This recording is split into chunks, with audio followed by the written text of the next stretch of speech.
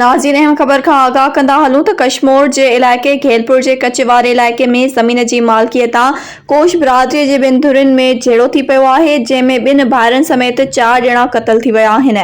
नाज़रीन अव्हांखे हिकु दफ़ो ॿीहर ॿुधाईंदा हलूं त कशमोर जे इलाइक़े घेलपुर जे कचेवारे इलाइक़े में ज़मीन जी मालिकियत कोश बिरादरीअ जे ॿिनि धुरियुनि में झेड़ो थी पियो, जंहिंमें ॿिनि भाइरनि समेत 4 ॼणा क़त्ल थी विया।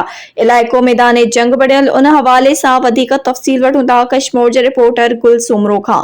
जी गुलसूमरो, छा तफ़सील आहिनि? जी बिल्कुल, मां तव्हांखे ॿुधाईंदो हलां त हीउ अफ़सोसनाक वाक़ियो कशमोर जे गियलपुर जे कचे वारे इलाइक़े अंदरि पेश आयो आहे, जिते कोश बिरादरी जे ॿिनि धुरियुनि अंदरि हीउ झेड़ो थियो। ॿिन्हिनि धुरियुनि मोर्चाबंदी करे हिक ॿिए मथां जदीद हथियारनि सां अंधाधुंध फायरिंग करे ॾिनी।